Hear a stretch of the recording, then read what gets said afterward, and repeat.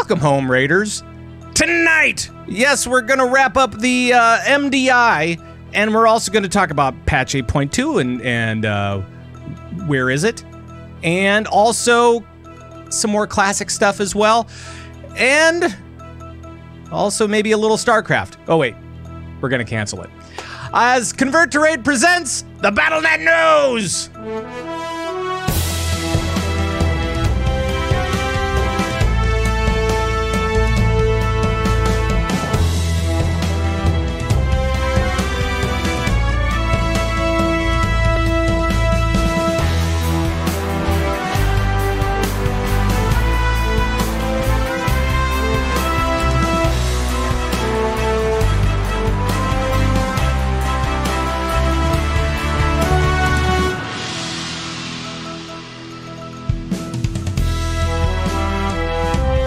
Everybody, welcome to the show from the CTR command post from Sacramento, California. Today is June 11th, 2019, and it is now 7:15 in the PM Pacific time. Thanks so much for joining us from all around the world of Warcraft and beyond.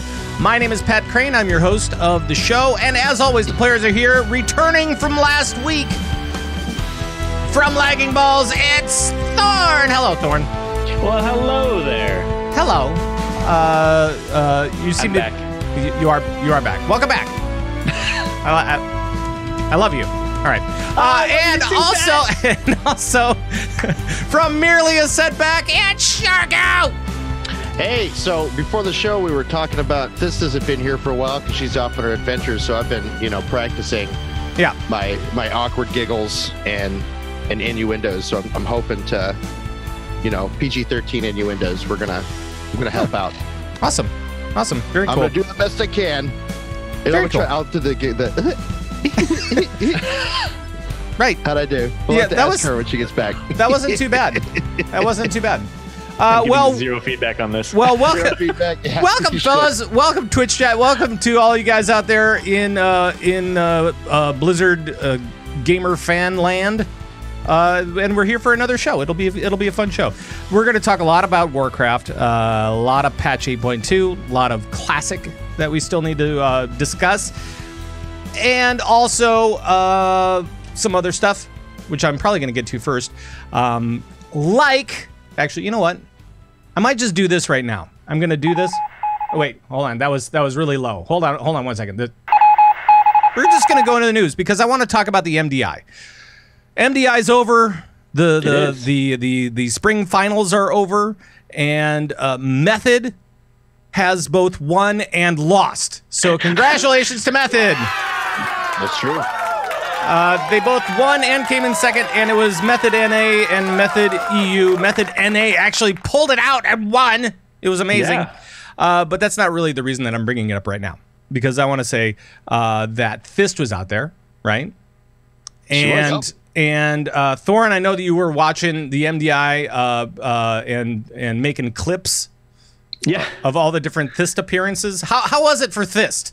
Let's talk about Thyst in this one. She has been absolutely stoked. And, when this is kind of the dream, is to work with the company that you love so very much. And then this is the kind of opportunity you get to be a representative on broadcast.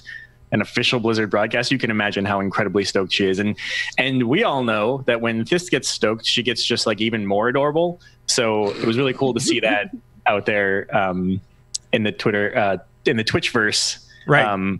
And I only wish that the only downside to it being in Australia, in Sydney, the only downside was that the time zones made it difficult for a lot of people to watch. Yeah. And, that's why I was clipping like mad, grabbing everything I could. It was kind of weird to see viewership. It usually hovered between like 10 and 15K that I saw anyway on live Twitch. And I'm sure that there were lots of people watching VODs and stuff like that because there was some excellent gameplay. Although this is not the section where we're bringing up gameplay. We would bring that up in a separate little section in a little bit. We're talking about Thyst right now. But so I mean it was cool to every once in a while, and I had insomnia, so it was actually perfect for me. Nice. Yeah, I was just watching the games, and then all of a sudden Thyst would pop up on the screen. I'd be like, "Hey, I know that lady."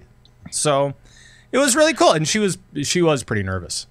She was pretty nervous before she left. Yeah, definitely. She was telling, and I feel like I was nervous, and I wasn't even going on.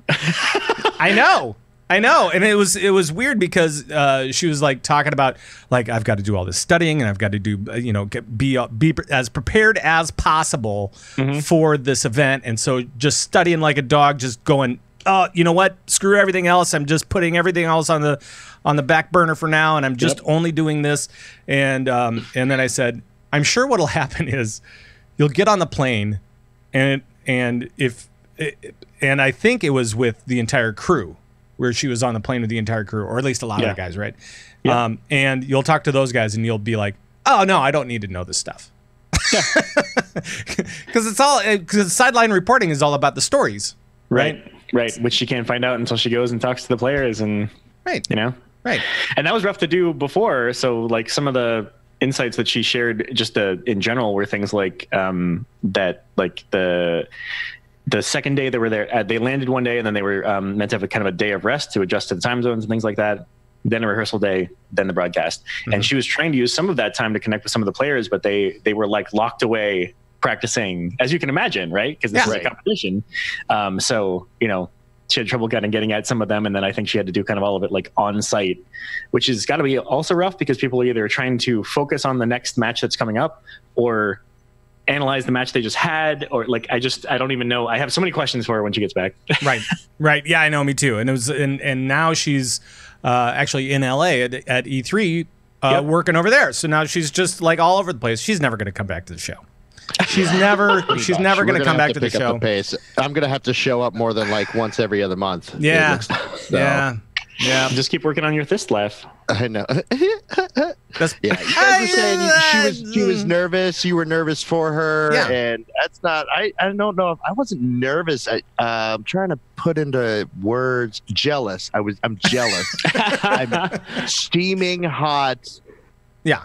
Jealousy. But I'm so proud of her too. That's just so super. I mean, it's a dream job to be able to do that, and no one deserves it more than her. She's worked so hard for fun. You know what I mean? Doing game stuff and everything. And I think it's super awesome she's over there. And but come on back. Right. Exactly. Yeah, please come back. Please come back. Don't be too cool for us anymore. Yeah, please. Exactly. Bring all those new fans that you're getting from being on these official Blizzard streams and stuff over to the show, and then we'll all get invited. Right. There you go. To go and have the CTR. I think it was at last BlizzCon. Analysis. I think it was at last BlizzCon we were talking because for last BlizzCon, the one before that, we were lucky enough to grab a couple of press passes. Sharku had one. Yeah, I got one. Thyst got one, and I had one. And last year it was just me that got one. And Thyst was kind of bummed about it. And I said, well, listen, I think that next year you will have a talent pass, because I knew that was kind of one of her dreams, and I think that it might actually happen. So that's kind of like, I'm a prophet now, guys. It makes sense. They're going to be, What's the launch date for 8.2, Pat? We'll talk about that in a second. One prophecy at a time, fellas. Let me actually switch topic. Let's catch up with you guys real quick. See what you've done, Thorn. Other than watching MDI, what have you been up to over the last week? Oh man, I think I might have mentioned on last week's show that I did some streaming of Witcher 3. I don't remember if I mentioned that or not. What I'm trying to do is get back to some kind of classic games that I missed out on. Witcher 3 is not necessarily classic because that's kind of a little more recent. But I have a big catalog of Steam games, much like all of us do. But you would be surprised and aghast, I think, at how many of the big name games that I've never played. So I've been trying to I've been considering at least how often I can stream and maybe focusing things on that in terms of playing an older game. So I did the first one as BioShock last year or so because I'd never played that series. So I played the original. Okay. Yeah. Then I played some of The Witcher 3 last Friday for a stream. And then I got Doom on sale, the 2016 Doom, which I've never played. The Bethesda one? On sale the other day. Yeah. Yeah, cool. And I didn't stream that, but now I feel like I should, because that thing is pretty bad. And you can say badass. It's fine. Badass. Or how about and dope? Soundtrack is amazing. There you go. Yeah, it's dope, boy. Dope. The soundtrack is amazing, and it gets really intense. So, having a lot of fun with that. I just I turned all the lights off in like the entire house.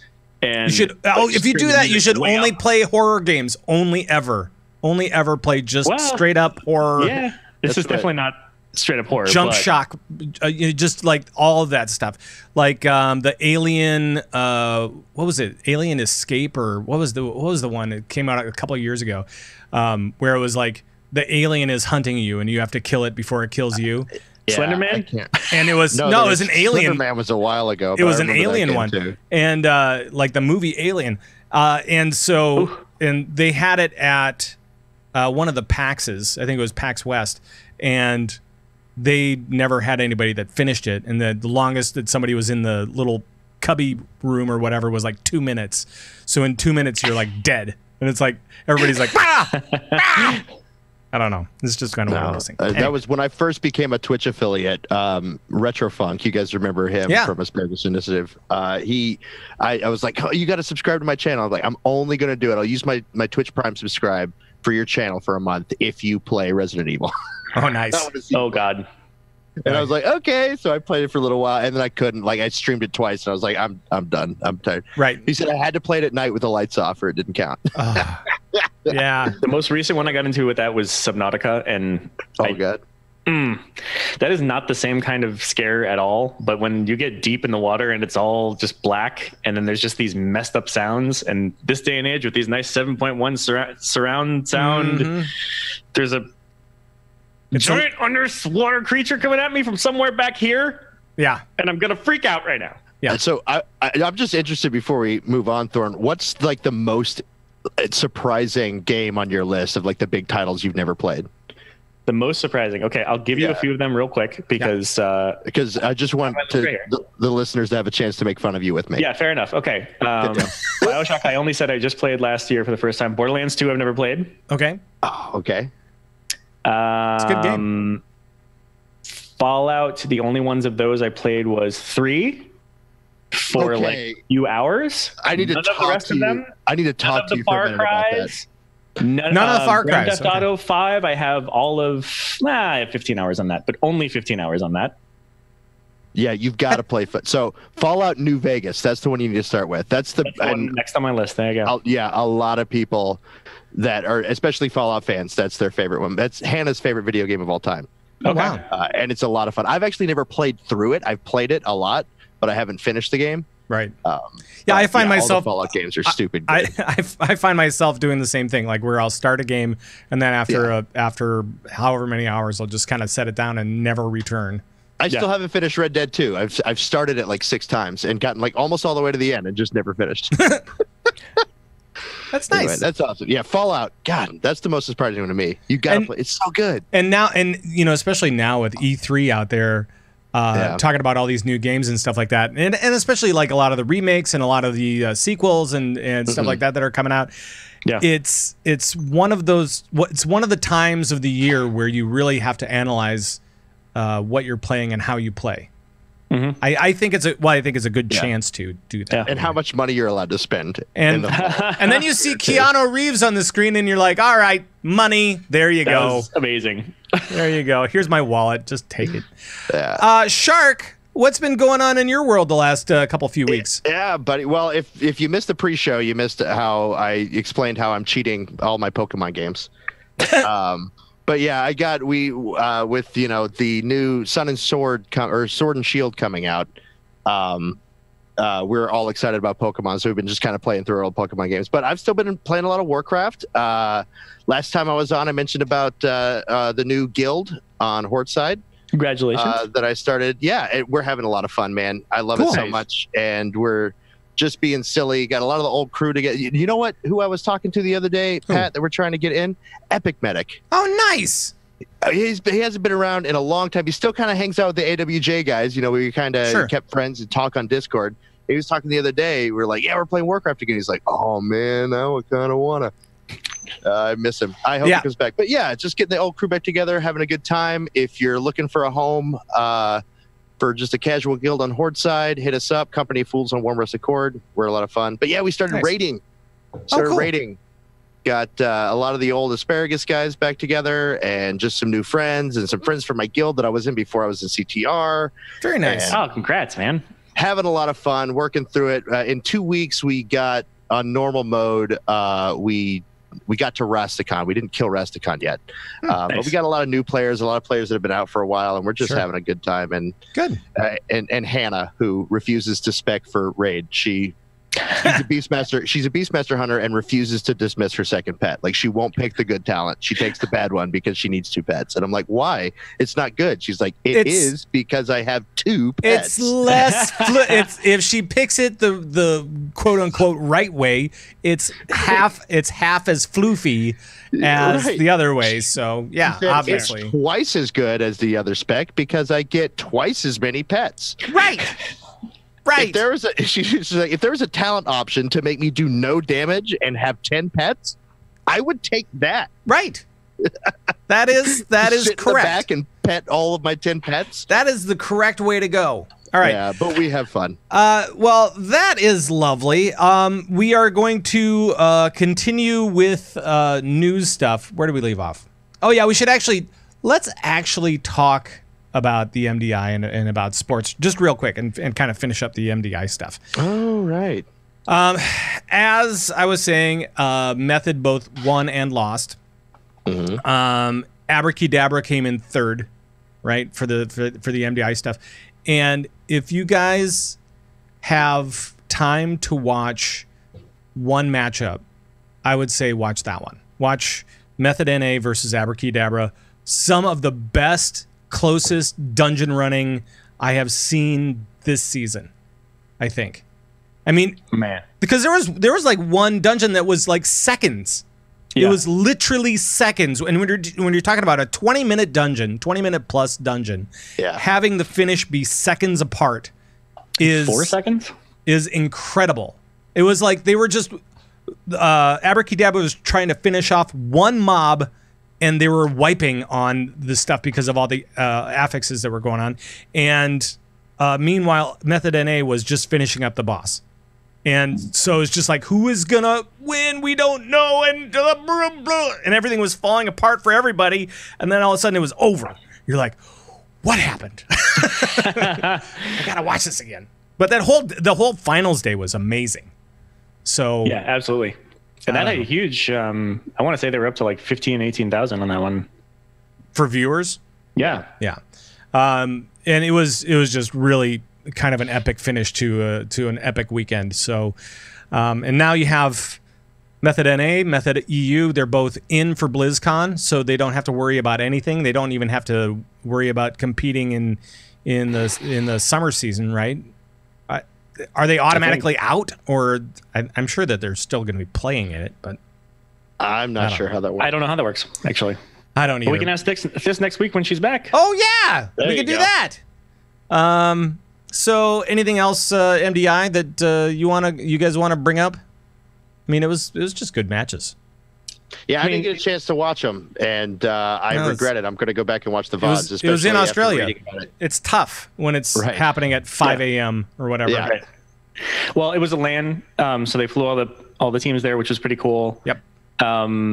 The talent was awesome and on point, and I can't wait to hear some behind the scenes stories kind of thing from Thyst. But the production was tight. The casters were on point, and I'm always amazed at how well those guys can all stay focused and on point and stay enthusiastic hours after something like that starts.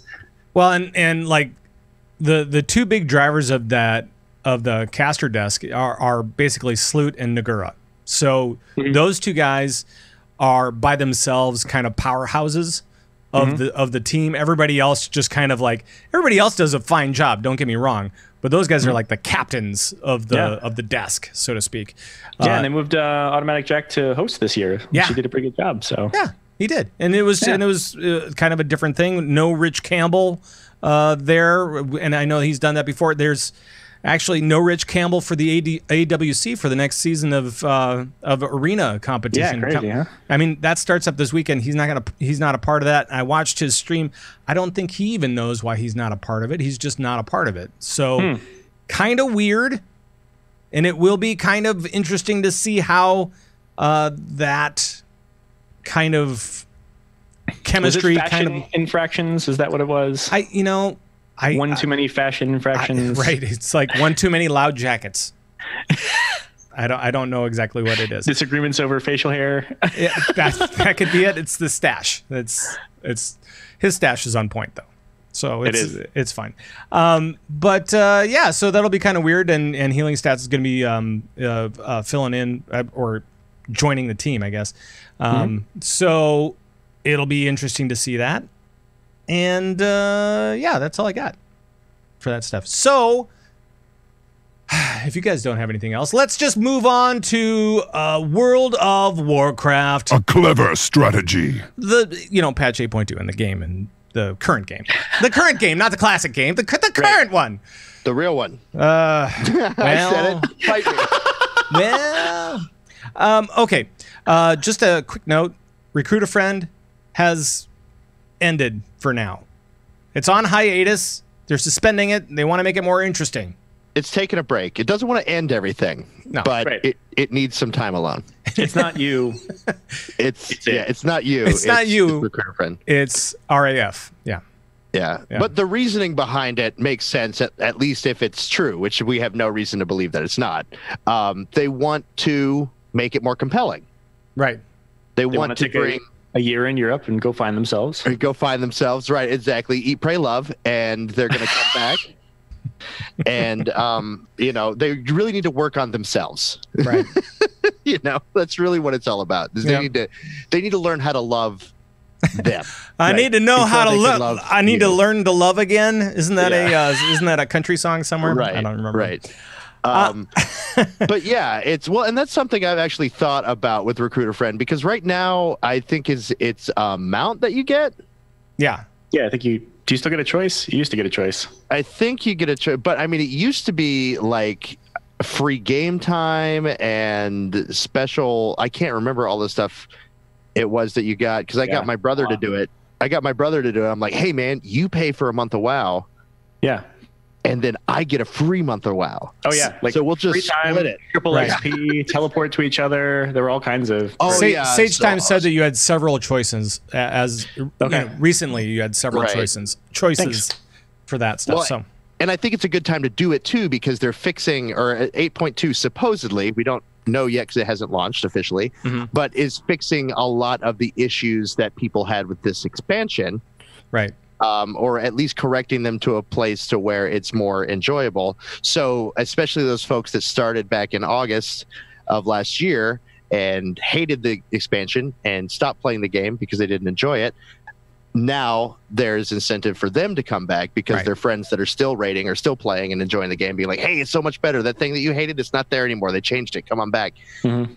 So it's a good time. But not until Recruiter Friend comes back, so I can get the benefit. Right. Now's a good time for them to fix it. No, because Recruiter Friend, as it is right now, it's no longer a thing. Like, you can't recruit a friend. You can tell people, hey, play this game World of Warcraft, and they can log on and start their own account. But you can't send them an email and get any benefits for doing that anymore. See, now what they need to include now, when Recruit a Friend comes back, if they have, they should have a wheel mount, just like they have in Nomergon, and I would recruit everybody. I would recruit at least one person. Probably myself. I mean, let's just get real. I would recruit myself, and just so I could get the wheel mount. So multi-box. Yeah. What they need to do, recruit a friend, and you and your friend get a ticket to next year's BlizzCon. Now, they're not going to pay for you to fly out there, but they'll give you a ticket. See, that's what they should do. They'd sell, all the Recruiter Friends. Now, that would be something special. Or Recruiter Friend is half off a ticket for you and your buddy. So then you could go, and it's just the cost of one. So that would be just as awesome. Yeah, but that's assuming. I mean, this has never, ever happened because of so many people. We figured it out for you, Blizz. You're all good to go. you know, how many thousand people they can actually fit in the Anaheim Convention Center, and all of a sudden they get like 6 million recruiter friends. And they're like, well, we've tripled our player base, but there goes BlizzCon. We can't do another BlizzCon. Yeah. We're gonna have to do 70,000 BlizzCons to fit them all in. Right. Exactly. Chat brought up a good point, though. I mean, do you guys remember the Scroll of Resurrection? Yes. That was for the former players. Right. If they've been gone, I think 6 months or more. If you had an active account for so many months and then you left, you get the Scroll of Resurrection and get a bunch of stuff. I think a free boost would be a good idea for Recruiter Friend. And I mean, Recruiter Friend, you're going to get a free boost, but the guy that recruits you also gets a free boost. Yeah. Well, that would be nice. You know what I mean? That would be nice. Yeah. But that's what basically Scroll of Resurrection did was I feel like they boosted your character to the current or something. They did something. I can't remember. But well, when you buy BfA or BfA or whatever you want to call it, then you automatically get a boost. So I mean, it's it's right. You get a free boost, but now your friend gets a free boost. That would be, they can boost a new tune with you. That and would be level awesome. With you. That would be awesome. You know what I'm saying? Rather than like, oh yeah, you get boosted to 110 now. You know, in 2 weeks when you're 120, we'll play together. Yeah. You know what I'm saying? Or because I don't have anybody at 110. All my characters are max that I have that I'm actually playing now. But I get a boost too. Okay, now we can play together. Like that would be something that'd be cool. Sure. Whatever. Well, however they want to work it would be nice. But right now it's on a hiatus, so don't come a knocking because nobody's home. Yeah. Nobody's home on that one. Honestly, I do it for a stack. You thought I was going to go somewhere else? No, I just nope. Nobody's home. That's it. Nobody's home. If you guys have been raiding and trying to put together raid feasts and stuff, oh my god, a stack of fish. I'd recruit everybody I know for a stack of fish. All right, that's all I need. All right, give me some midnight salmon and we're good. Okay, midnight salmon. Yeah. Yummy. That's also like the new crooner song by some goblin singer somewhere. That's what they sing at the Gallywix Pleasure Palace. Midnight salmon. It's a takeoff of Midnight Rider. From something like that. Yeah. All right. Let's talk a little bit about patch 8.2. So I've seen this a couple of times now. First, there was a post that said last week from Kyvax, our buddy Kyvax, and he said, "Hey, you know what? The end of season 2 is coming. So just be ready for it. End of season 2 is coming around the corner, so wrap up all your mythic stuff and all your achievements and blah blah blah." And then again today, Kyvax said, "Hey, don't forget season 2's ending soon." I'm like, yeah, season 2 ends because 8.2's coming in. That's the whole reason for it. That's the entire reason why it would end. Mm-hmm. With a 2-week hiatus once it's down. Yeah, but where's the announcement for 8.2? That's what I really want to know, fellas. Where's the announcement for 8.2? Nothing yet. And here's the question that I have, because it seems different than what they've done in the past. What? In the past, they would end the season. Yeah. And then 2 weeks later, we would get the new patch and the new season. Right? Something like that. I think so. This time around, I never think really into PvP, but yeah, what it's saying this time around is they're going to end season 2. Yeah, bring in the new patch, and then they're going to bring in the patch, and 2 weeks later, then they're going to start the new season. Yeah. So my question is, is the day they end season 2 the day they drop the patch? Yeah, I would think. I would think that would be true. Because otherwise we would have like 4 or 5 weeks in between seasons, and I don't feel like that's something that Blizzard would be interested in doing. We're already 2 weeks. We're already 2 weeks past the 77-day mark, fellas. Right. Oh my god. I know. It's just we've been caught up in all this classic hype, and we haven't noticed. So, you know what? Things move a lot slower in classic. So. Yeah, and it's because of classic. It's actually slowed the gears down of BfA, and so it slowed down the gears for producing BfA, and so now now it's right. We've slowed it down so much we're almost in Mists of Pandaria. That's how much we slowed it down. Slow down. My unlikely conspiracy theory here. Yeah. Is that it seems almost like they're gearing up for a big surprise drop that no one's going to know about, and all of a sudden we're going to wake up on Tuesday morning and patch 2 8.2 is going to be live. They're not going to announce it. It's just going to be there. And you'll say Santa came. Here's 8.2, which is why they're not dropping the servers until, or why they're not starting the new season until 2 weeks after, because they don't want to give away any hints. So I feel like this is almost a hint and a hint that they're just saying, hey, you guys should go ahead and, because season 2 is going to end and it's going to be done, and the new season is not going to come until 2 weeks after the patch drops. So you're saying that Kyvax is inceptioning us? Yeah, exactly. He's acting like my mom when I was a kid. My God. This won't last forever. At some point, I'm going to have to throw it out. Let's use this thing. And then the next day, it's in the garbage. Whatever it is, it's in the garbage. And I'm like, Mom, where's the thing? And she's like, it's in the garbage. Right. But rather than taking it down and then now we're all like, oh, it's going to come 2 weeks later, we're going to get a big surprise because all of a sudden season 2 is over. And not only that, but oh my God, 8.2 is here. Oh my God, let's go. So sure.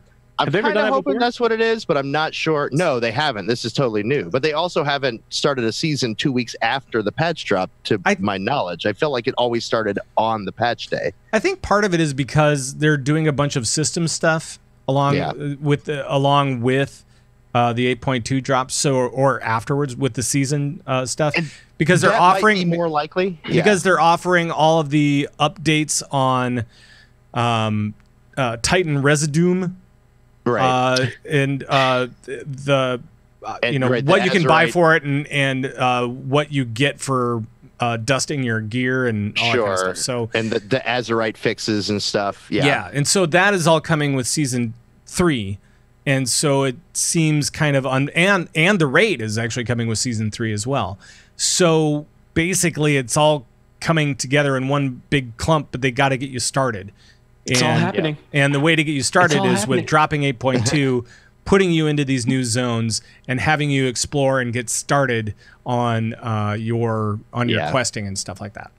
It makes the most sense that it's one or the other to me. Like, either they're trying to surprise us and it's going to be sooner rather than later, and we're all going to be, happily surprised, or they just need to take more time, and they're doing that thing that I felt like they tried to do with Diablo at BlizzCon that didn't work, where they're like, hey, tempering our expectations. Hey guys, it's going to be 2 weeks before you're going to see a new season. It's going to take a little bit longer this time. But rather than just say that, if that's what's going on, it seems a little vague. Sure. So let's get down to brass tacks here, fellas. Let's do it. Let's say the date that we believe that patch 8.2 is going to drop.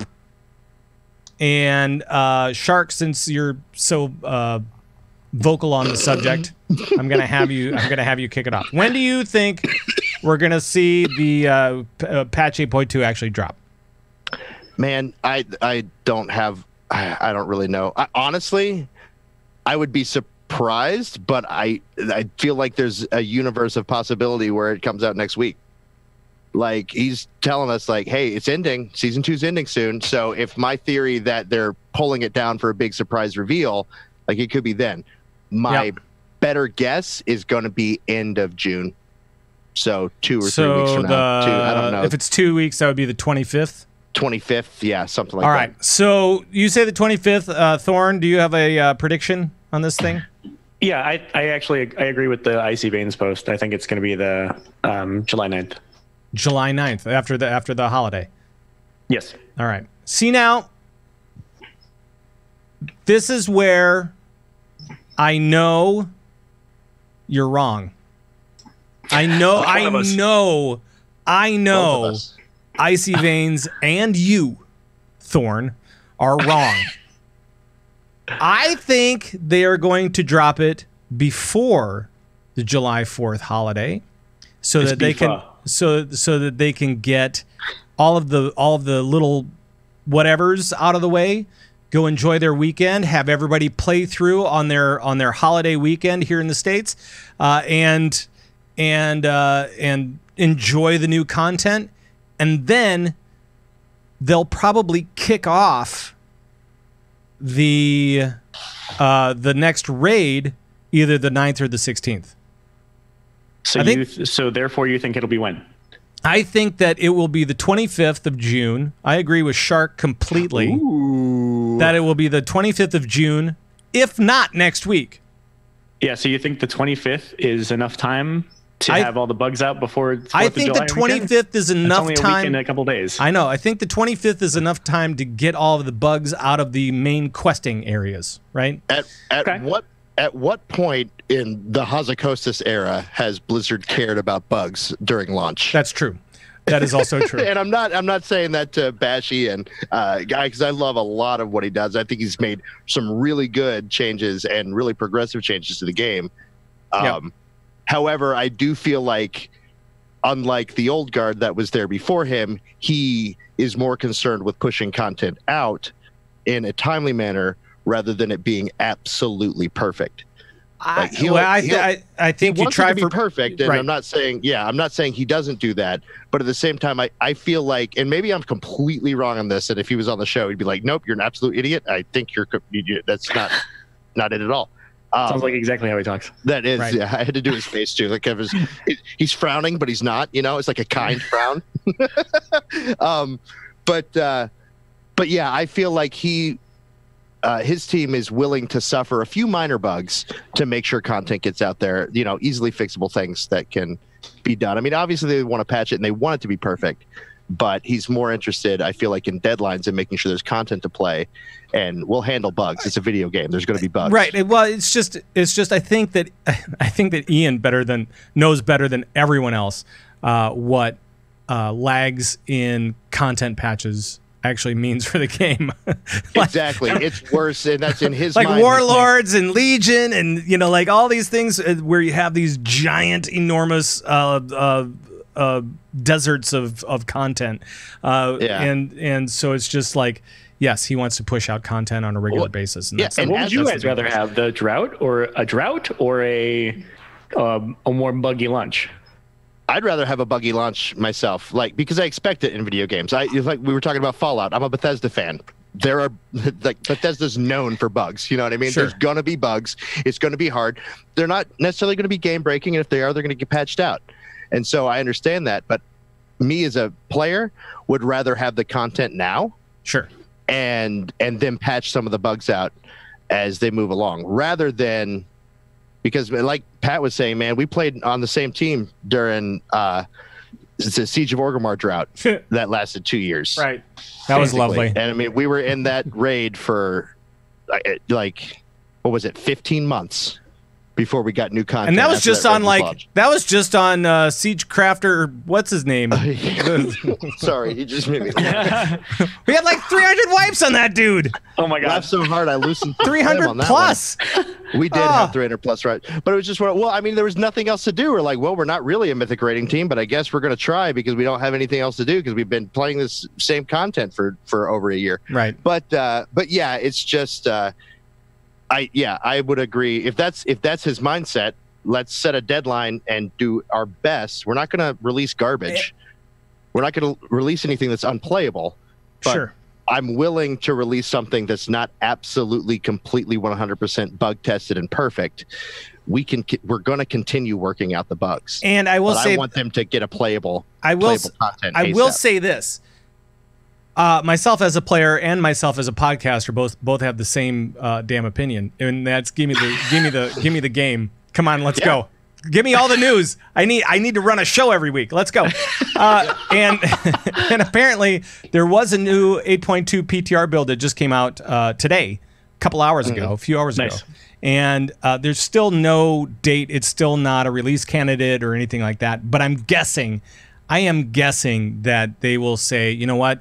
June 25th is when we're gonna throw it in there, and you'll be able to play that stuff. You'll be able to play it throughout the July 4th weekend over here in the States, and around the rest of the world too. It's not a holiday weekend necessarily.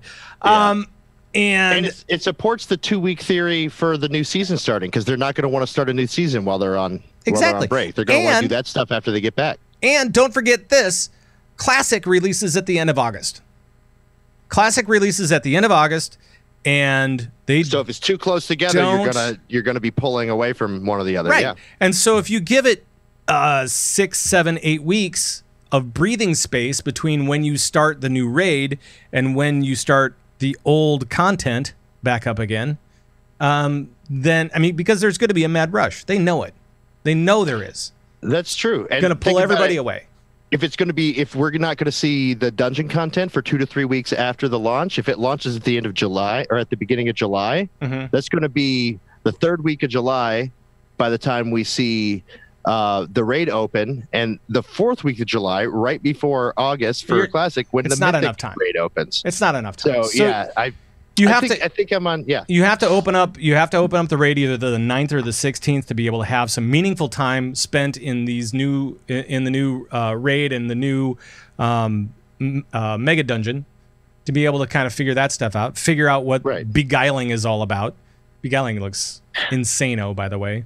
Yeah, I mean, there's as far as timing goes, I think that works out. In my head, anyway. And we're going to have all these new cinematics to watch and stuff, too. So, yeah. Have you guys seen the new cinematics? The ones that have been data mined? Yeah. It's not a ton of new information. I mean, really. It's just... We're data mining cinematics now. Come on. It is when you're a nerd. I mean, and I don't think these are like game breaking. So, like, they're not going to release anything that's real super spoilery. Right. But yeah, they'll be a lot more controlled with the release of that, unless they just completely make a mistake. But on the cinematics I saw, there wasn't anything like mind blowing. No. The Classic launch is August 27th, though. So that whole timeline you guys were talking. The end of August. Yeah. End of August. Yeah.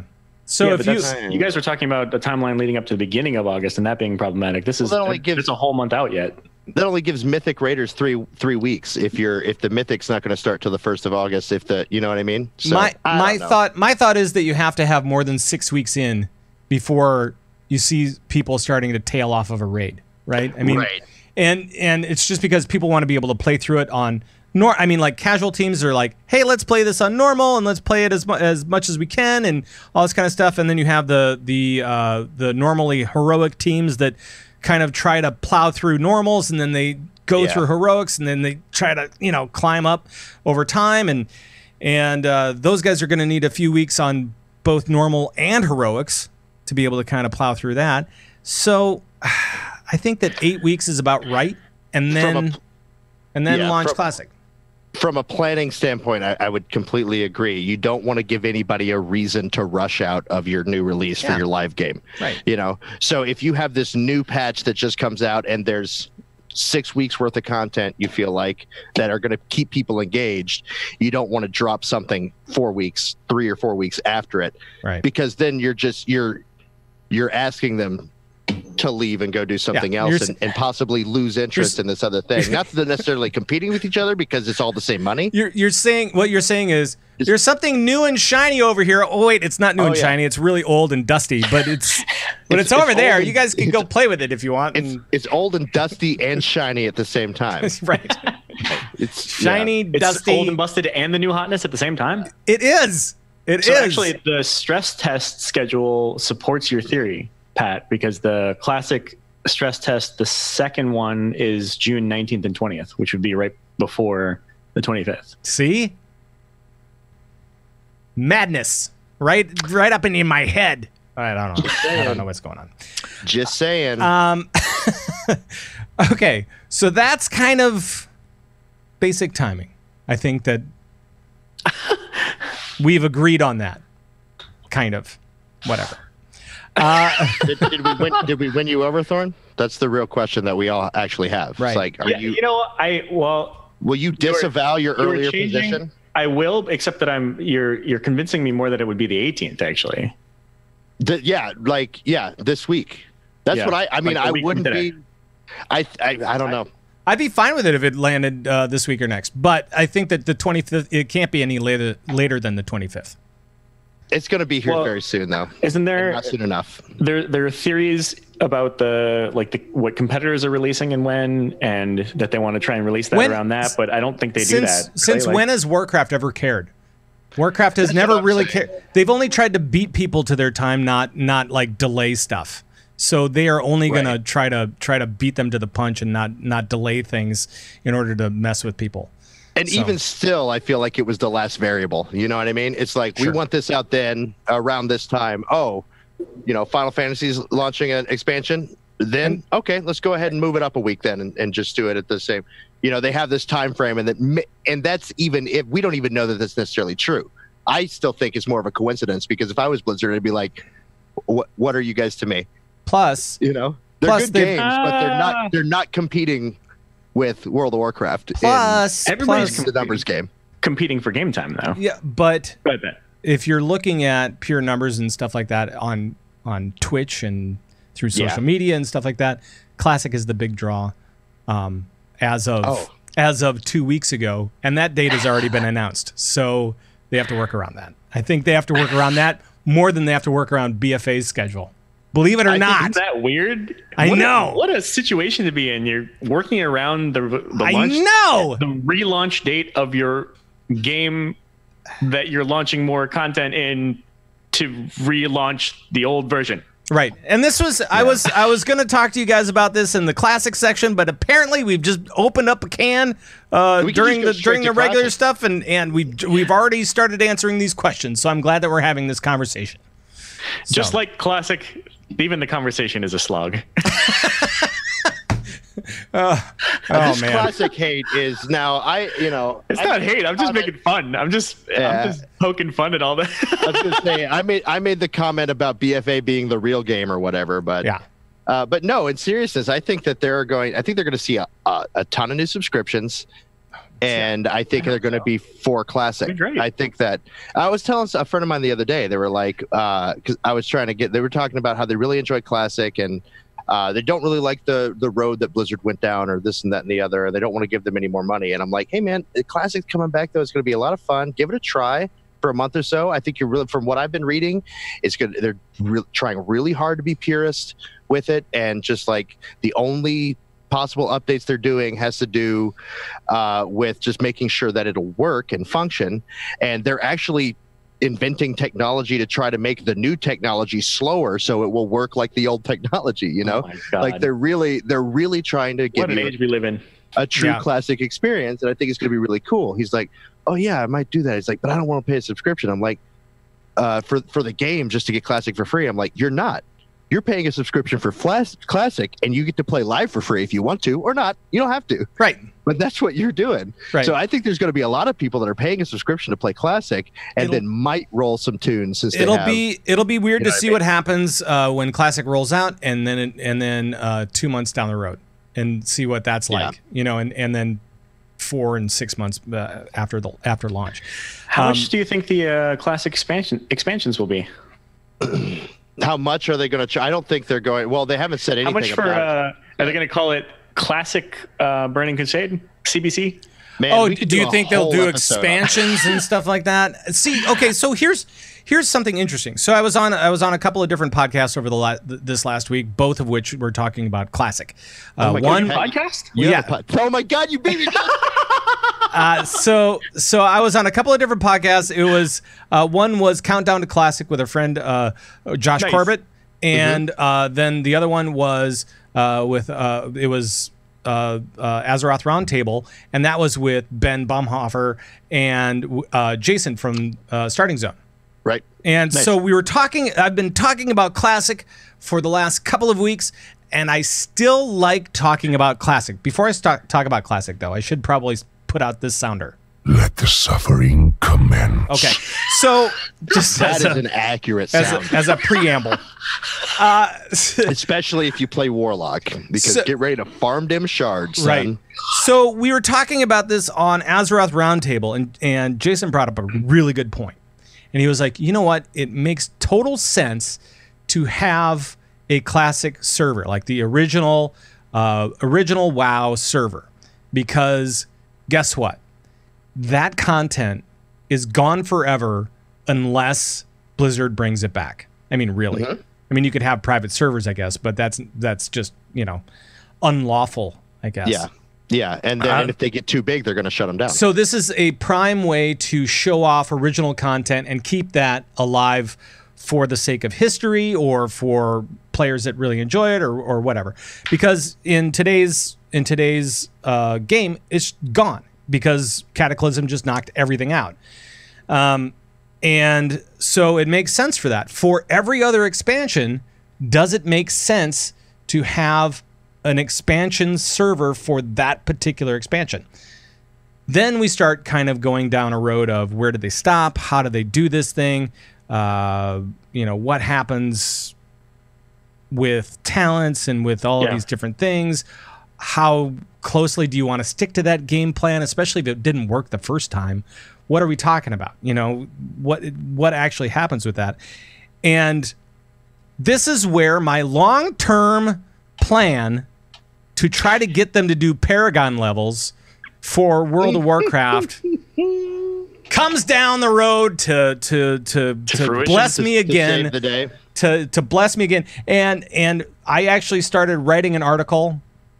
I don't know if it's going to go anywhere or not. Trust me, nobody has any idea if this is going to go anywhere because I'm probably a terrible writer. But it's about, do you really need that stuff? Because the way that we're doing leveling right now, it doesn't even make sense to have it go through the expansions anymore. So you might as well just level up to 60 and then do Paragon levels for all of the expansions, right? So you do 10 Paragon levels per expansion.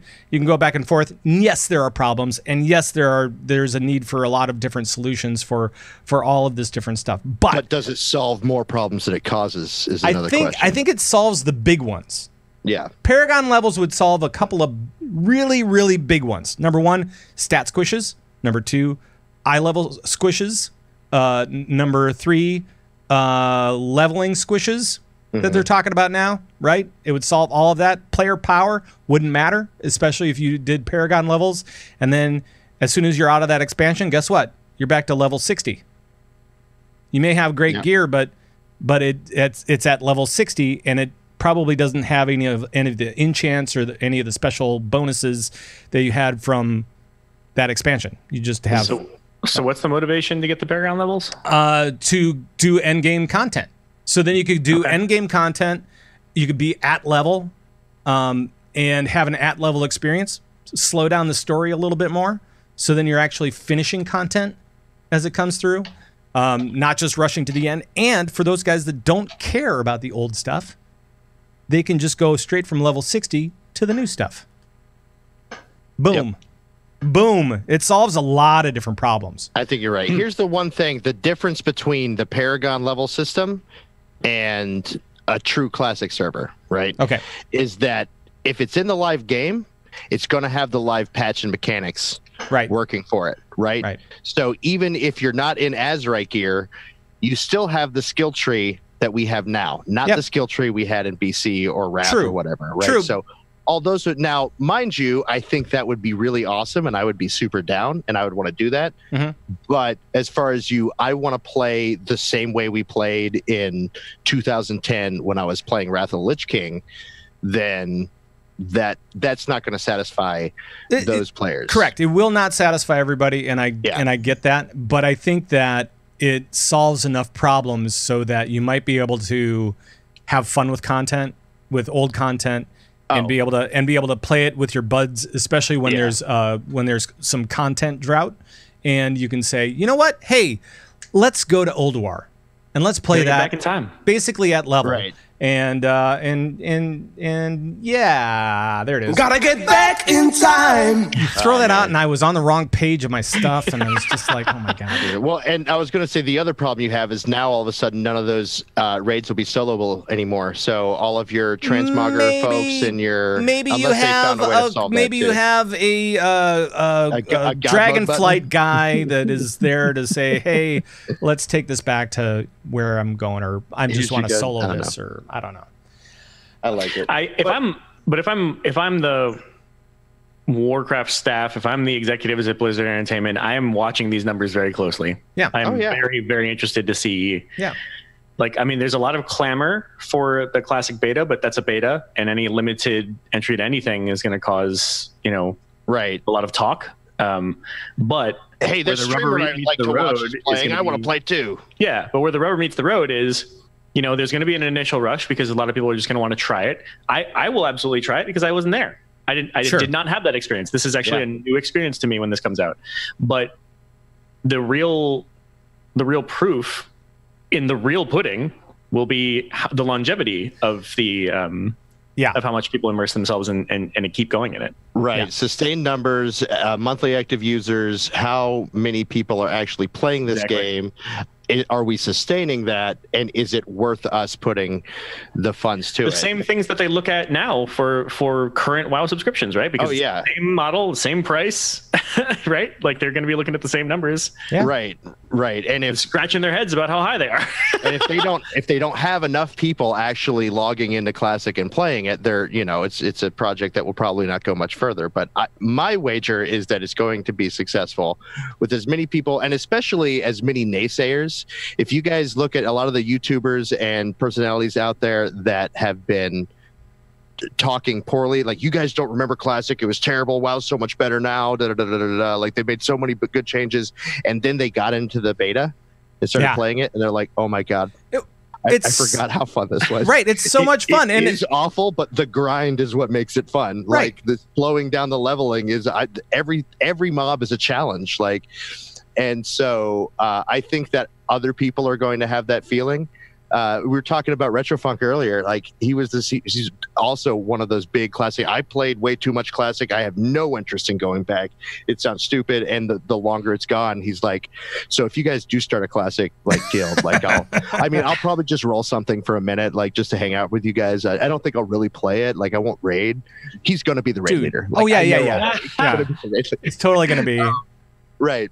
Yeah. I see this, and it's like I understand that a lot of people are like, when is, I think part of the other thing is that they've kind of limited the beta. I mean, it's a closed beta, right? I mean, there's I think there's like 2,000 players per side, so 2,000 players NA, 2,000 players EU, and you have probably a couple hundred streamers and YouTubers on each side, so it seems like only streamers and YouTubers are in it, and so it's people, not true. There are way more people. But yeah. But people are really chomping at the bit and watching these guys, and Asmongold and Soda Poppin' and all these other guys. Whenever they play Classic, guess what? They have 30,000 people watching. Right. And these guys are wanting in, and it's going to be. I mean, that initial rush is going to be insane. Yeah, because that influencer power, it's a real thing. It has real influence. It's a real thing. So so that'll be good. Let's see. Oh, I know one other thing that I wanted to bring up on Classic, and that was that I was wrong. So I was wrong because because what I said is, how could you have WoW Challenge? The whatchamacallit, the WoW Challenge where you only can wear like white gear, not have any professions. The Iron Man, the Iron Man Challenge. How can you have the Iron Man Challenge in Classic? It's already an Iron Man Challenge. You're already screwed. But apparently you can have double hard difficulty in WoW, because apparently that is a thing that is already kind of, the rules are set. So because you don't pick talents. So damn, guys. I mean, I went to wowchallenges.com and I looked it up, and Iron Man Classic Challenge rules right there. They're on it. Yeah. I mean, it's no dungeons, raids, arenas, or battlegrounds allowed.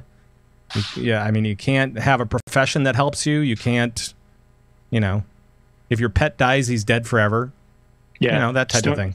Stone doesn't mess around. No, I'm sure he had that. He really doesn't. I'm like, Stone, dude, that's harsh. That's super harsh. And he's like, yeah. As soon as we get an API for this thing, we'll be able to check people on their progress. I'm like, dude, that's insane. I don't know. Those guys are committed. I don't know how I feel about that. I will not be doing it, but I respect that they are so organized, and that they already have the rule set. That's pretty cool. I know. It's like, ugh. That sounds. Oof. Go ahead. No, I was just gonna say that sounds horrible. Just making noise. Yeah, no, it does. I have a quick question before we move on, though. What do you guys think about? We were kind of alluding to it before, but if this is successful, if this classic launch is successful, do you think Blizzard would continue with new classic servers for the different expansions? Like, is that something that you think they would do? Because they haven't said no, but they definitely haven't said yes either. Mm-hmm. What do you guys think? See, now I think that what's going to happen is that Ian Hazakostas is going to hear this show and say, I am more intrigued about that Paragon Levels thing, Pat. Why don't you give me some details on what's going on in your head, and I'll lay down the noise. The classic problem. I'll lay down the noise for him, and he'll be like, oh my God, that's brilliant. We're doing it. I think that that's been on their radar for a while, too, and I think that might be something they end up doing, and I honestly love the idea. But I think that for the classic community, they need to do classic servers as well. Yeah, I mean, I think what you do is you say, you know what, we're going to do classic just by the book and everything like that. For the other stuff, we'll have some fun with it. Because, I mean, at that point, everybody has their own expansion that they really like. Some people came in, like me, I came in during Wrath. Other people came in, you know, for Legion or Kata or whatever. And they all have their own favorite thing that they want to do. Well, that's great, but I don't necessarily think that Blizzard wants to handle all that stuff at the same time. So instead of that, if they could figure it out and do something like Paragon Levels, that would solve a lot of problems and alleviate a lot of noise about all of that stuff. Well, and I agree. And I think I also think, though, my thought is that especially if this is as successful as they hope for it to be, that they're going to start, because we know that Blizzard has a classic team that's just like the WoW team or the Diablo team or they have dedicated devs just to the classic games. It's not only World of Warcraft, it's all the classic games. That's where the Warcraft 3 remaster comes from and all that. But if it's successful, that team is going to be working on building a BC server. And then, I think that they might even just recycle the classic server every 2 years or so. I don't know about that. We go in, we get all the way to Naxxramas, and then we're going to hit a reset and recycle and start all over. I feel like it's going to be community driven. So whether they move on or not, I think is going to be from the voice of the community and maybe even some sort of new voting system or something. So Thorn, you didn't get a chance to speak up because I'm a loud mouth. What do you think about future expansion possibilities for Classic? Oh, that's it. I mean, that was my answer. It was literally that I feel like it's going to be driven entirely by the community. All right. If they see a flood of subs to come back, that's one thing. But again, the proof in the pudding will be the long term. Yeah. And if people are really committing to this and it's extremely active, I mean, we know that they are super data oriented. They always have been, and that they have all these numbers. And I don't think there's been a time that I've been more interested in the numbers than right now. I really wish I could peek behind that data. Right. They should release the damn player numbers like they did back, 5, 7, 8 years ago, whatever it was. Well, as soon as they started dropping, to see what they release. Yeah. What was it, WAD, where they stopped releasing them? Where they're like, we can't tell definitely people WAD anymore. Definitely We're WAD. not going to tell you how many people. They locked it down. They locked that stuff down. They went obviously left. They said no, we're not reporting player numbers anymore, and we're moving on to our next expansion. Moving straight on. Yeah, exactly. We're in development already. We're dropping the rest of WAD. So you know that really cool story we started at the beginning of WAD? Just forget it. Just forget it all. It's in the past. It doesn't matter. It's in the past. We're going to bring all those dead characters back, and they're going to be main characters in the new storyline. Don't worry about it. We'll handle all that the second time through when we get to classic. Yeah. Right. Warlords of Draenor. Right. Okay. That's something I would be totally okay if they just skipped. I've said this on Merely a Setback many a times. I believe that World of Warcraft would be a better game as a franchise overall if we were just in Mist of Pandaria for an extra 2 or 3 years and didn't go to Draenor. Right. Like, I think that's the time where I feel like I would have preferred the drought to new content, because I hate that expansion so much. Yeah. It was good while it lasted, and then it lasted far too long.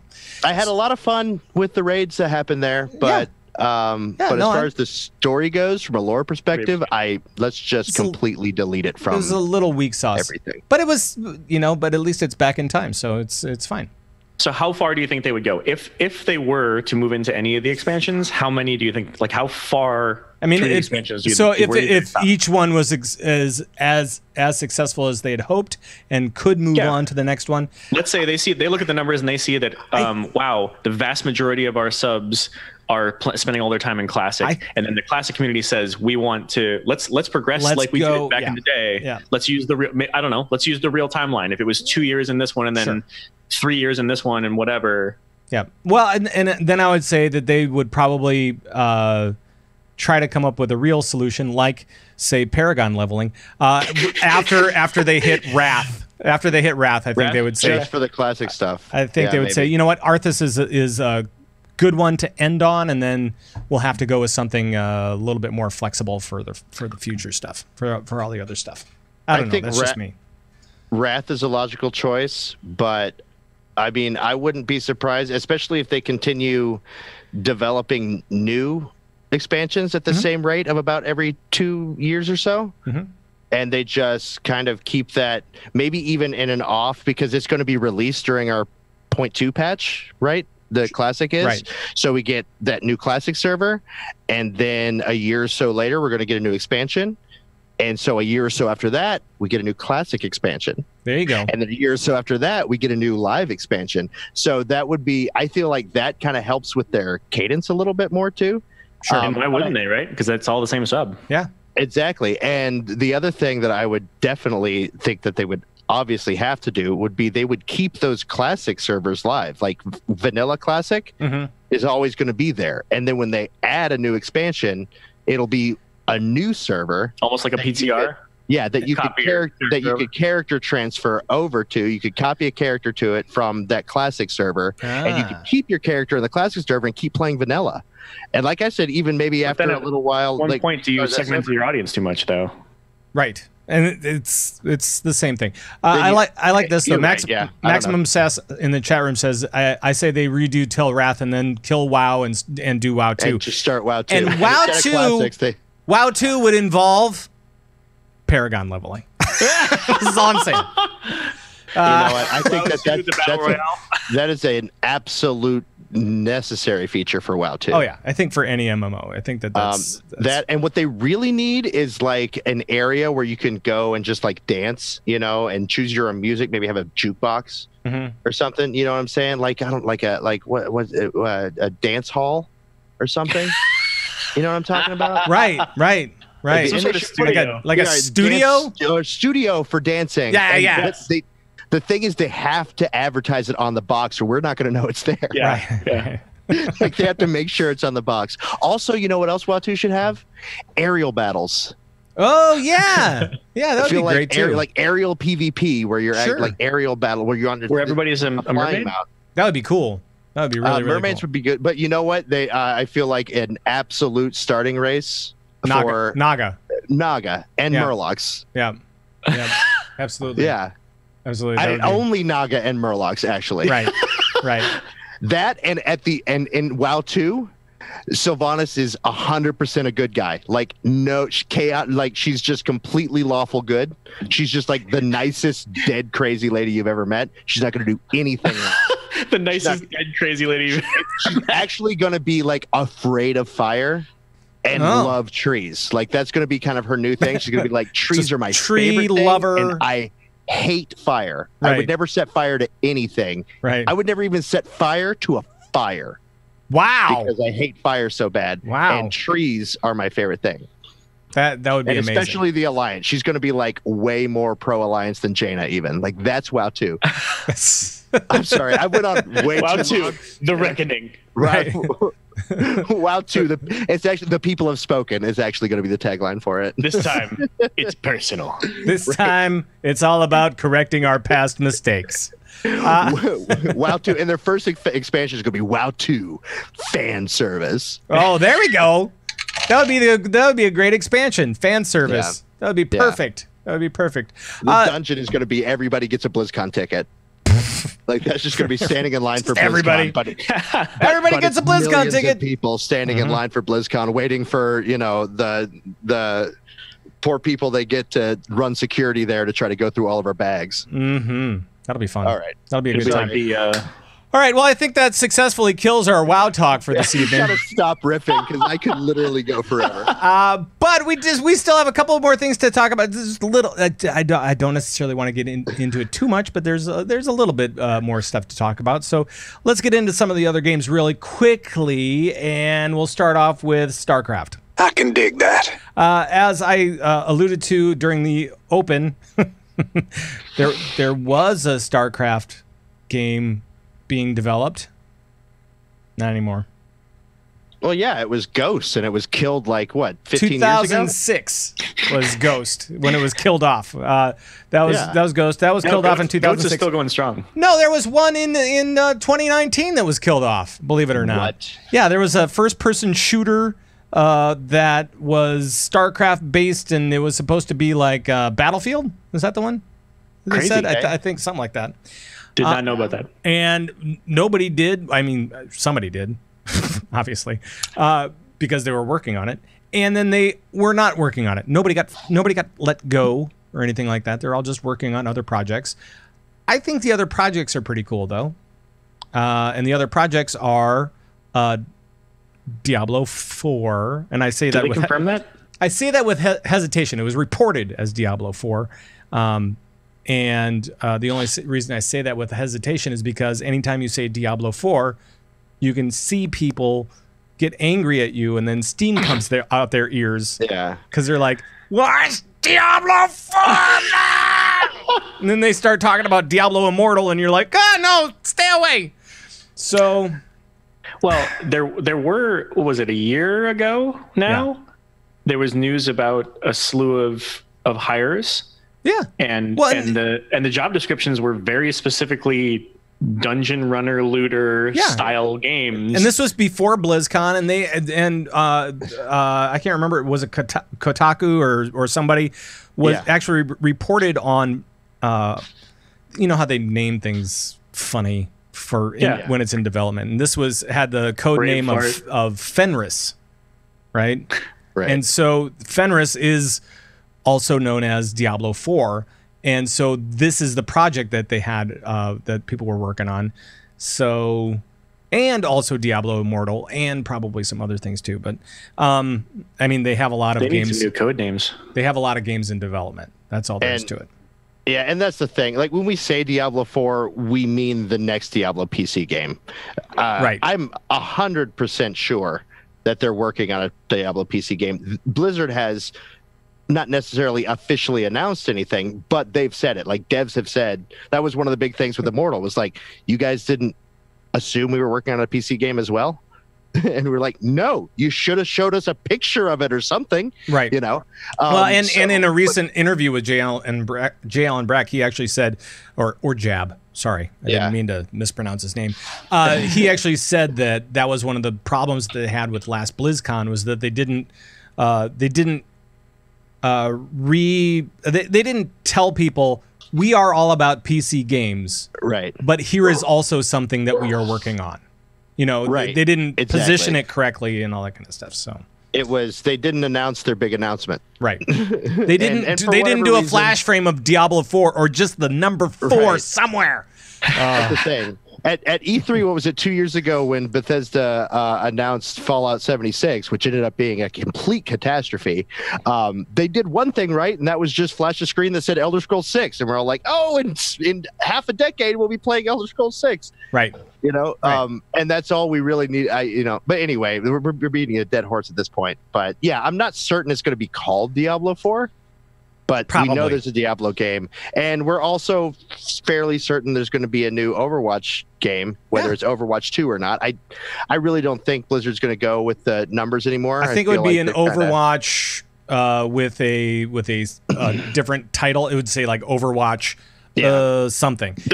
And this is more of a PvE type of game. Less of a PvP type of game. So I've been saying since I was lucky enough to be at the BlizzCon where we learned about Overwatch for the first time, and we're the first people to test it outside of the the devs and stuff. Every time I played that game that weekend, which had to have been 20 times, I went straight to the computers and was like, please give me a story mode. Right. Please give me a story mode. I want to play the story in this game. Please give me a story mode. I think it'll be great. I think it would be great. I mean, the game's great as it is, but that's what I want as a player. Thorn, don't you want to see some more PvE stuff from Overwatch? I mean, it's got to be more. You want more meat, right? I do. I absolutely do. I love the events. I love don't get me wrong, the PvP I am not tired of in the least. No. I love it. I play it as often as I possibly can. Sure. Probably directly after the show. I mean, probably directly after the show, yes. Yeah. Yeah. So I'll be like, let's do after show. I'll be like, okay, bye. I got to go. I got to do things. Symmetra calls. Right. Symmetra. There's part of me that feels like the reason that Activision let go of Destiny. That's another thing that we just found out. They didn't want to compete with the Overwatch they're developing. Could very much be similar to that franchise game. Oh, a story mode Overwatch?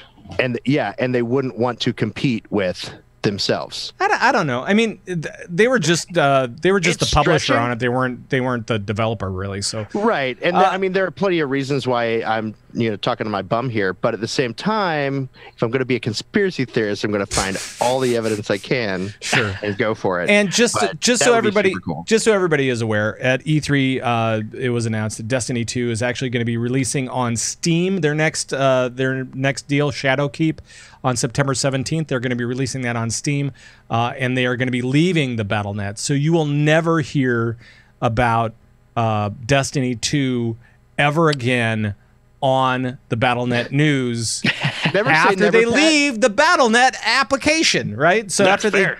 So never say never, Pat. I'm a troll, and I know it angers people, and I'll probably still mention it. I'm just saying there will not be any official reporting of that game after it leaves the Battlenet launcher. I'll just do it in my intro. Sure. You'll just say Destiny 2, Destiny this week. 2, Well, Destiny Diablo, Destiny 2. Right. All right. Right. I'm done. I do like the cool thing about that going to Steam though is they said that your saves are going to continue from wherever you're coming from. Yeah. So if you came from platform, PC, whatever, it doesn't matter. You're going to continue where you were, and it's going to be kind of universal, which is pretty cool. Really want to help you out with that. One other thing in one other game, and then we'll move on to esports really quick and just tell you what's coming up this weekend. Turned up to 11. We're doing Heroes of the Storm. A little bit of Heroes of the Storm. First of all, in the latest PTR, there was a Chen rework, and there's new skins that look pretty cool. Mechastorm 2 skins for Vala, Urel, and Mathael, and they all look pretty sick. They are pretty awesome. So, what game are we talking about? Heroes of the Storm. Rework. You know that. What? You know that. You know that game. That game. You know that it's game. It's on the Battlenet launcher. I mean, it's not a StarCraft game, so it made it out of production. No, I'm just being a jerk. I'm still salty about them defunding the esports element of it, but and especially with the StarCraft news, I mean that does kind of reinforces that the main games that they are going to be focusing on from now on. I think Hearthstone has its own path and is kind of set where it needs to go. The other ones are a little bit more squidgy because they have like story modes and lore that they can really explore in different types of gameplay. I think Hearthstone's kind of locked in. I mean, it basically is an offshoot of Warcraft anyway. So, right. But it looks like the Chen rework looks really cool though. Yeah. No, it really does. So the main games I think moving forward are going to be Diablo, Overwatch, and Warcraft. Now, and I have to correct myself because. What's that? Oh, is he still? No, I thought you were going back to the main point, and then I cut in with the Chen thing, and you were like, nope, here's the main games. Is there a main point? I don't know. No, I want to apologize. The chat room got really upset with me for bad-mouthing Heroes. I still absolutely think it's a fun game. I'm really upset that they pulled funding toward it, but at the same time, still absolutely my favorite MOBA by far. I've played tons of League and some Smite and some of those other MOBAs that, a little bit of Dota and just not. Here's an excellent game. Every time I go back into that, I'm like, oh my God, this is so fun. I wish I had 100 more hours a week. I mean, some of my best friends, the Adults with Jobs guys, we started as we were raiding together and we really got to know each other because we decided to play Heroes together. Right. And, and some really long-lasting good friendships that kept up even throughout that game and beyond. So, and speaking of, I think in terms of the games that you can play, the Blizzard games that you can play where you can play with friends and carry on actual conversation where it doesn't require all of your attention, I think Warcraft is first on that list. Sure. And I think I would say Heroes is second. Yeah, you never played with Retrofunk.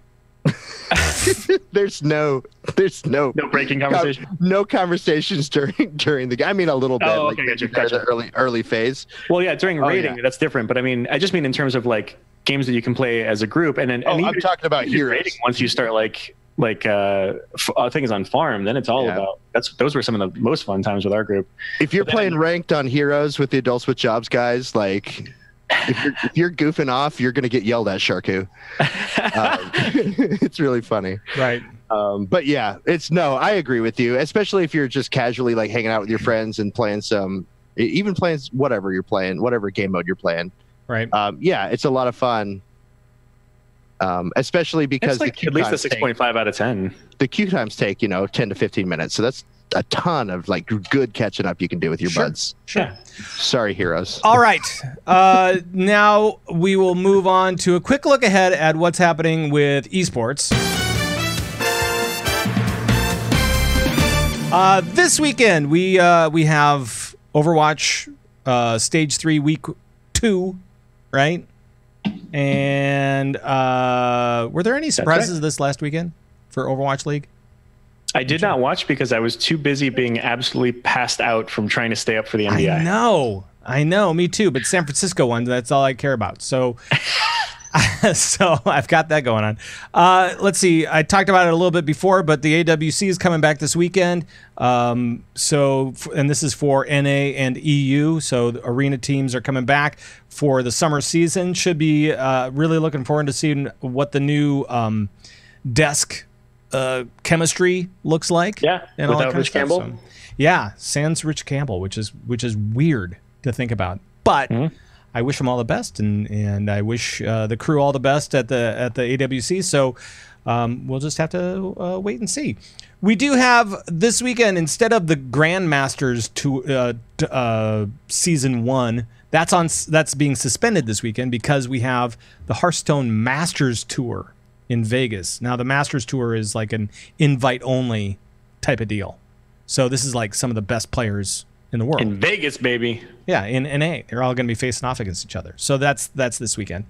And then for StarCraft, GSL is continuing with Season 2 and WCS Challenger Series. So lots of stuff to watch. There's a lot going down. Again. So much to watch with just Blizzard eSports. So I don't know why you would waste any of your time with T-Sports these days when you got all these esports, and this is even just the Blizzard stuff. What are their T-Sports traditional sports? Traditional sports, yeah. I don't know. I kind of forgot what that stands for anymore because I'm not paying any real attention to that. Outdated. It's or how about P Sports for physical? O Sports for ouchie. I like P Sports because it also sounds ouchie sports. It sounds like weird. Oh yeah.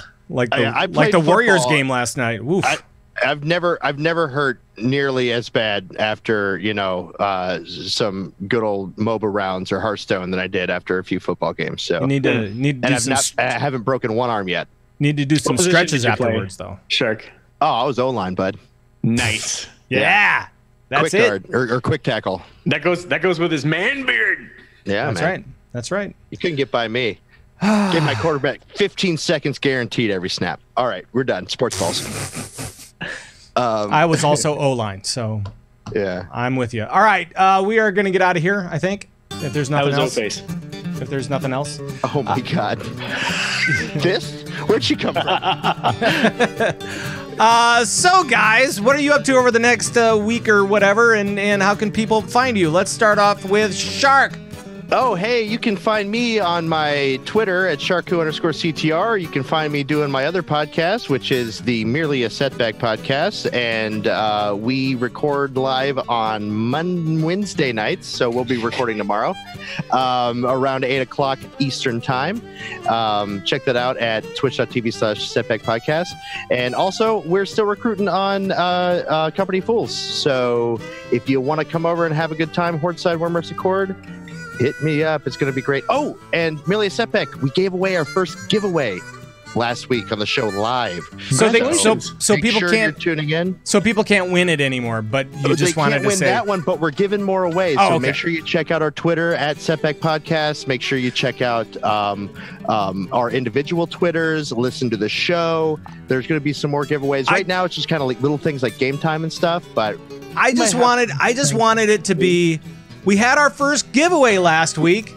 You didn't win. And guess what? We're not doing it again for a while. I'm ending the show. I'm retiring. Suck it. You know, it's like just whatever. It's over. Yeah. I did want to say last thing, by the way, we're talking about Hearthstone Masters and everything like that. Yeah. Watch for me in the Hearthstone Masters because I just got rank 5 for the first time ever. Whoa. Ranked all the way up to 5. Nice. Going to be going. Legend is. I got my eyes on you. I can't get out of rank 5 because I am losing more than I'm winning.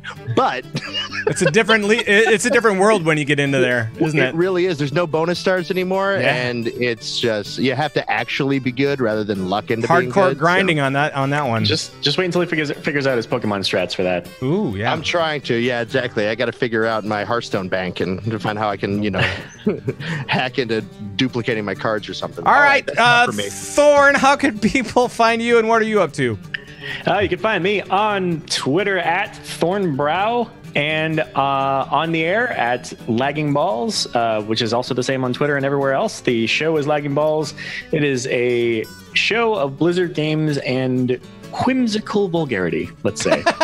I like that. Actually, that should be a part of the thing, I think. It is, yeah. I think. And then every few weeks, you can also find me on +5 to Hit, the D&D podcast I do with Ro and Jeff Reynolds and like everybody It's all like podcasters and fun people, and cool. We just have a grand old time. So awesome. Join us there as well. I'm going to kick off this music. There was a question that I had. Oh, and Lagging Balls will probably continue next week or the week after, sometime soonish, right? Probably not this week. It'll be later in next week. Yeah, we should have a new episode out probably the end of the third week of June. Right. So this is out at E3 right now. So there's not going to be a podcast this week. There wasn't a podcast the last couple of weeks because she was in Australia or getting ready, whatever. And then next week, I'm sure that she's going to need time off from all of her time off. Well, she doesn't come back until after the weekend, which is when we record. Right. So. Right. So there you go. There you have it. See. It's all part of the deal. By the way, for me on all the socials, you can follow me at Pat Krane. That's with a K. And you can also follow this show at Convert to Raid on the Twitter. On the tweeters? Yeah, whatever. And you can find us everywhere. If you aren't satisfied with the platform in which you found us currently, you can find us at a different one. Just look up any of the podcast platforms out there. You can find us. That's my big thing now. We're just everywhere. We're what do you call it? I don't remember. Anyway, omniscient. Yeah, kind of. Omnipresent. Yeah, omnipresent. Omnipresent. That's what it is. I coined a word too. You can use it. Podcastery. Podcastery. Yes. Yeah. But we can find us at whatever podcastery. All right. Sounds good. It's like an apothecary. And of course, if you get bored with that crap, you can always go over to converttoraid.com. That's where we have all of our stuff, our videos, our audios, our guild stuff, our the Convert to Raid podcast network featuring these guys' shows and others that normally join us on a somewhat irregular basis. But, whatever. It's all good. And that's all over at converttoraid.com. Guys, thank you for joining me tonight. Twitch chat, thank you as always. And for those guys that are dragging us around in your pockets or whatever, thank you so much for taking us with you wherever you go. We love that you do that. And yeah, I guess we'll see you next time. Until then, bye-bye, everybody. Bye-bye. Bye.